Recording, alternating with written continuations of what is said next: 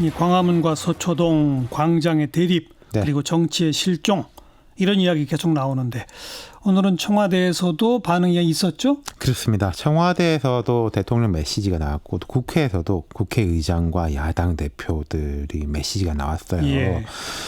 좀 다 우려를 하고 있는 것 같아요. 일단 이제 대통령 이야기 먼저 전해드리면은 최근 표출된 국민들의 다양한 목소리를 엄중한 마음으로 들었다 이렇게 운을 뗐는데 그 뒤에 메시지가 사실 명료하진 않은 것 같아요. 왜냐하면 워낙에 이제 양쪽이 다르니까 그런 것 같은데 예. 문 대통령은 일단 정치적 사안에 대해 국민의 의견이 나뉘는 것은 있을 수 있는 일이다. 이를 국론 분열이라고 생각하지 않는다. 이러면서도 대의 정치가 충분히 민의를 반영하지 못한다고 생각될 때 국민들이 직접 의사표시를 하는 것은 직접 민주주의 행위로 긍정적 측면도 있다. 다만 정치적 의견의 차이나 활발한 토론 차원에 넘어서서 깊은 대립의 골로 빠져들거나 모든 정치가 거기에 매몰되는 것은 결코 바람직하지 않을 것이다. 이렇게 말을 했는데 다만 결코 뭐 이런 단어로 봐서는 좀 방점은 좀 후자에 찍힌 것 같아요. 지금 현 상황에 대해서는. 그렇죠. 예, 그러니까 너무 깊은 대립의 골, 또 모든 정치가 거기에 매몰되는 이런 상황이 벌어지고 있다라고 어느 정도 본 거 아닐까요? 예, 결코 바람직하지 않을 것이다. 예. 이러니까 이제 국론 분열까지는 아니지만은 이대로 가면 우려스럽다 이런 정도로 상황을 평가하는 것 같고 그리고요. 예, 이게 어떻게가 중요한 건데 문 대통령이 이렇게 해석했습니다. 다양한 의견 속에서 하나로 모아지는 국민의 뜻은 검찰의 정치적 중립 보장 못지않게 검찰 개혁이 시급하고 절실하다는 것이다. 정부와 국회 모두 이 목소리에 귀를 기울여야 할 것이다 이렇게 말했는데 그러니까 이제 서초동과 광화문이 다른데 그래도 교집합을 찾으면 검찰 개혁 아니냐 이런 진단인 거죠. 근데 광화문 쪽에서는 이걸 교집합이라고 보지 않을 텐데요. 그러니까 이 이후에 기자들이 질문이 있었어요. 대통령 말고 청와대 관계자에 대해서 이쪽 이야기는 다르지 않냐라고 하니까 청와대 관계자는 그쪽에서도 검찰 개혁을 반대하는 건 아니지 않냐 이렇게 대답을 하더라고요. 어쨌든 문 대통령이 이제 국회에는 공수처법, 수사권 조정 법안 등 검찰 개혁과 관련된 법안을 조속히 처리해달라. 법무부와 검찰에는 엄정한 수사를 보장하는 한편 법 개정안 없이 할 수 있는 개혁에 대해서는 속도를 내달라. 특히 검찰 개혁에 있어 법무부와 검찰은 각자 역할이 다를 수 있지만 크게 보면은 한 몸이라는 사실을 특별히 유념해달라.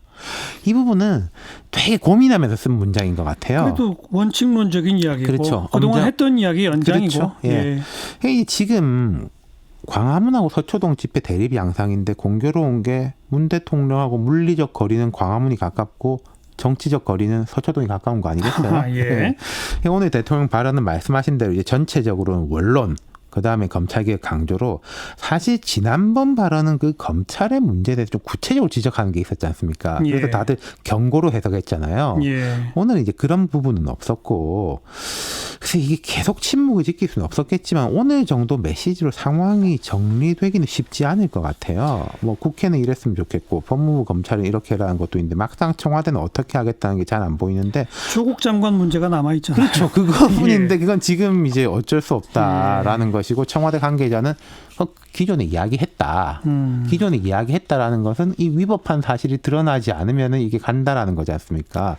그 입장이 견지가 되는 것이고 국회를 보면은 문희상 의장 주재로 매달 모이는 초월회라고 있지 않습니까? 당 대표들. 예. 이해찬 대표 불참했어요. 그랬다면서요? 예, 사실 그동안은 황교안 대표가 단골 불참 멤버였거든요. 근데 이제 오늘은 이해찬 대표가 이 초월회가 민생이 아니라 정쟁을 위한 성토의 장으로 변질되고 있어서 불참을 결정했다 이렇게 밝히면서 안 나왔는데 과거 황 대표가 불참할 때는 사실 나머지 멤버들이 전부 다 그 황 대표하고 자유한국당 비난하는 국면이었어요.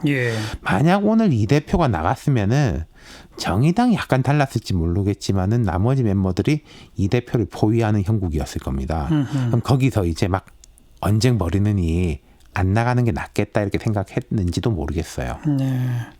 근데 이 대표가 빠진 자리에서 다른 대표들이 이 대표를 비판했나요? 뭐 이해찬 대표를 비판했다기보다는 현 국면 조국 장관에 대해서 이제 비난하는 목소리는 높았죠.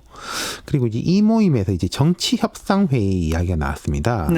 정동영 대표가 이야기하기를 지난번 회의에는 이해찬 대표가 정치 협상 회의를 가동하자 제안했는데 오늘은 황 대표가 좋다고 했다 이렇게 전했어요. 지난번에는 황 대표 안 나갔거든요.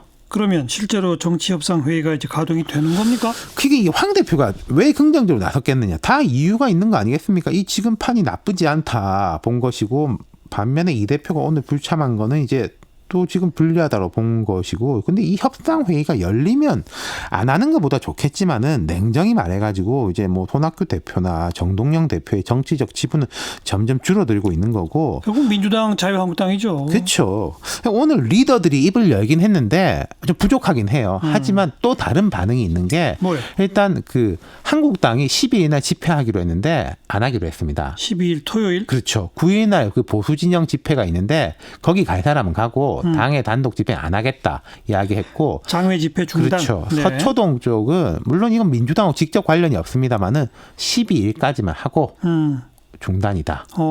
예, 이런 좀 서로가 서로들이 필요도가 높다라는 것에 대한 예. 인식들이 있는 것 같아요. 뭔가가 약간 그래도 움직이는 조짐이 조금은 보이네요. 대규모 장외 집회 중단. 그렇죠. 이렇게 갈 수도 있다는 거죠. 네네 그렇습니다.